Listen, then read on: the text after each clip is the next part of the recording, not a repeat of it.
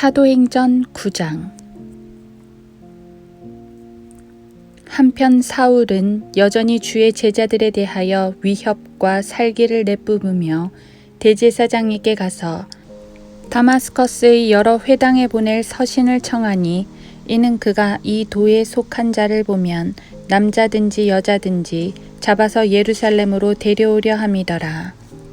그가 길을 떠나 다마스커스에 가까이 왔을 때 갑자기 하늘로부터 한 줄기 빛이 그를 둘러 비추는지라. 그가 땅에 엎드려 그에게 말하는 음성을 들으니, 사울아, 사울아, 내가 왜 나를 박해하느냐고 하시더라. 그러자 그가 말하기를, 주여, 당신은 누구시니까?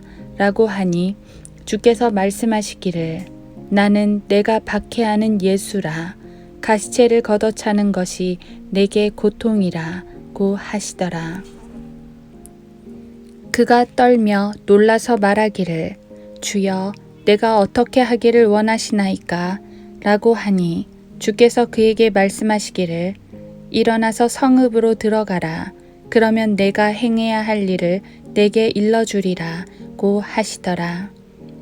한편 그와 동행하던 사람들은 음성은 들으나 아무도 보지 못한 채 말없이 서 있더라.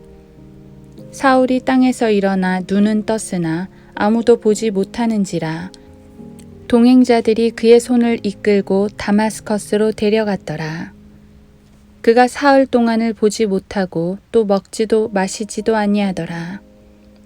다마스커스에 아나니아라고 하는 한 제자가 있었는데 주께서 그 사람에게 환상 가운데 말씀하시기를, 아나니아야 하시니 그가 말하기를, 주여 보소서, 내가 여기 있나이다 하니, 그때 주께서 그에게 말씀하시기를, 일어나 고든길이라고 하는 거리로 가서 유다 집에서 사울이라 하는 타소 사람을 찾으라. 보라, 그가 기도하고 있느니라.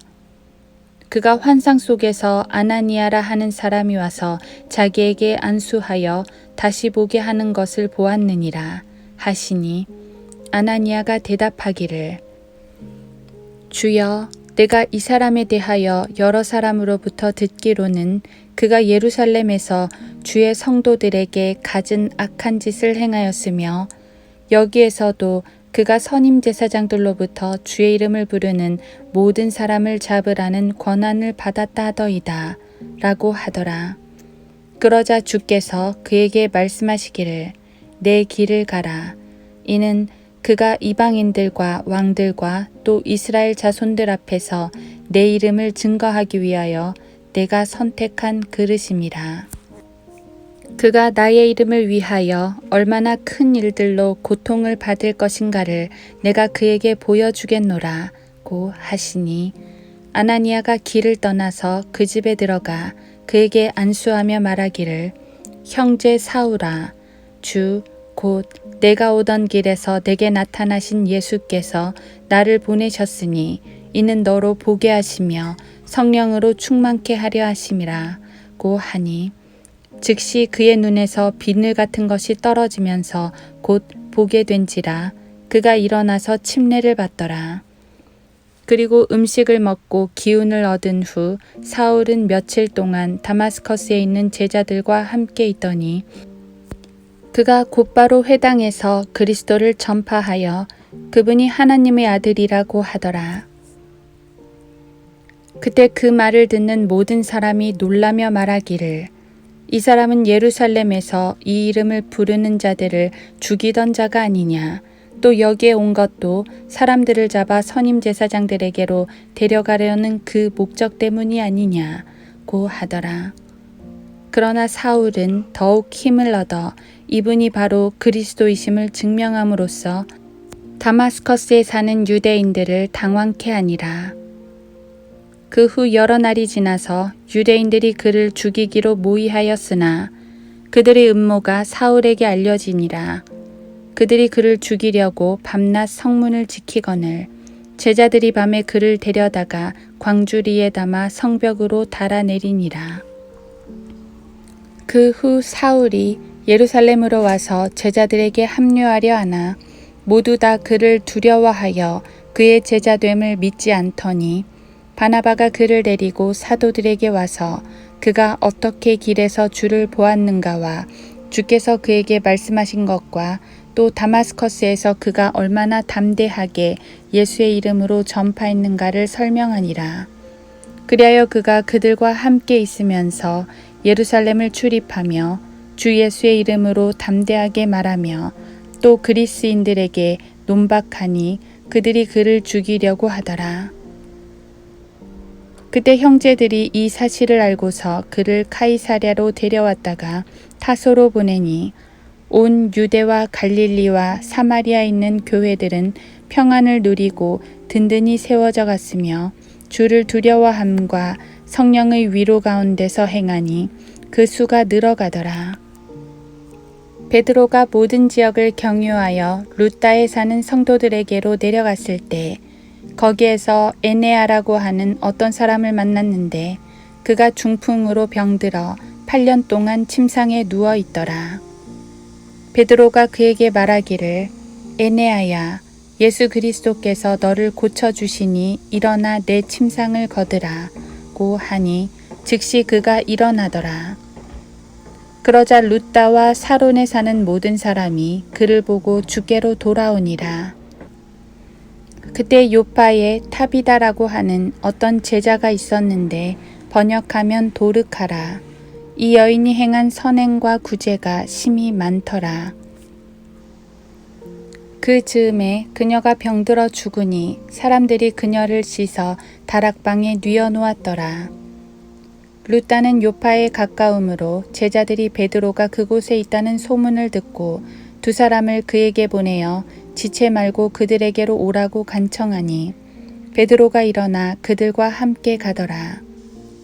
그가 도착하자 사람들이 그를 다락방으로 데려가니 모든 과부가 베드로 곁에 서서 울며 도르카가 그들과 함께 있을 때에 만든 겉옷과 속옷들을 보여주니라. 베드로가 그들을 다 내보내고 무릎을 꿇고 기도한 후 시체를 향해 돌아서서 타비다야 일어나라 고 말하니 그녀가 눈을 떴으며 베드로를 보자 일어나 앉더라. 베드로가 손을 내밀어 그녀를 일으켜 세우고 성도들과 과부들을 불러 살아있는 그녀를 보여주니 이 일이 요파 온 지역에 알려지고 많은 사람이 주를 믿으니라. 베드로가 요파에서 여러 날을 피장이 시몬이라는 사람과 함께 지내더라.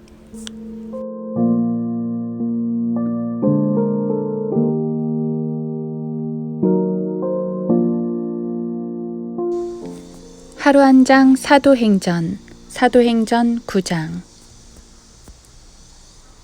그러자 그가 말하기를 주여 당신은 누구시니까 라고 하니 주께서 말씀하시기를 나는 내가 박해하는 예수라. 가시체를 걷어차는 것이 내게 고통이라 고 하시더라. 사도행전 9장 5절. 사도행전 9장은 바울이 회심하는 장입니다. 스데반의 죽음에 찬동했던 자, 교회를 적극적으로 박해했던 자, 그가 예수님을 만나 구원을 받습니다. 참 극적인 장면입니다. 빛을 보고 음성을 들어서 극적이라는 게 아닙니다. 그렇게 그리스도를 부인하고 박해까지 하던 자의 인생과 사명이 180도 바뀌었다는 것입니다. 이건 비단 바울만 그런 게 아닙니다. 베드로는 평범한 어부에서 열정적인 제자로 바뀌었습니다. 요한은 야망 가득한 젊은이에서 사랑의 사도로 바뀌었습니다. 그리스도를 만나면 바뀌는 법입니다. 우리도 바뀌어야 합니다. 바울은 아마도 대부분의 그리스도인들이 가장 존경하는 사람일 겁니다. 하지만 이상하지요. 존경은 하지만 되고 싶지는 않은 인물입니다. 그의 헌신이 다소 부담스럽기 때문입니다. 그는 결혼까지 하지 않을 정도로 완전히 복음에 헌신했습니다. 특히 무수한 고난을 당했는데 오늘날 바울과 같은 모습으로 주님을 섬기라고 한다면 그렇게 자원하는 사람은 아마도 매우 적을 것입니다. 하지만 바울은 나를 따르라. 빌립보서 3장 17절라고 말합니다. 많은 그리스도인들이 부담스러워하는 길이지만 그 길이 가장 영예롭다고 말하는 것입니다. 이것은 주님께서도 친히 말씀하신 길, 즉 십자가를 지고 따르는 제자의 길입니다. 마태복음 16장 24절. 바울은 부름받을 때부터 고통이 언급되었습니다. 가시체를 걷어차는 것은 그가 그동안 그리스도를 박해했던 모습일 겁니다. 하지만 박해하면 할수록 그에게만 고통입니다. 가시체를 걷어차면 발만 아프기 때문입니다. 그래서 그는 가시체 걷어차기를 멈추고 주님 앞에 무릎을 꿇습니다. 주님의 구원을 받아들입니다.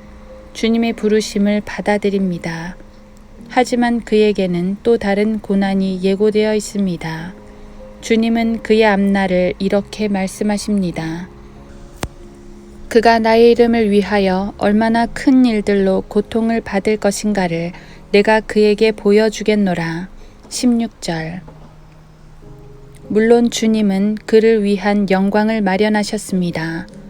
누구라도 주님을 위해 희생하면 보상을 받는 법입니다. 주님과 함께 고난을 당하면 주님과 함께 다스릴 것이라고 약속하셨습니다.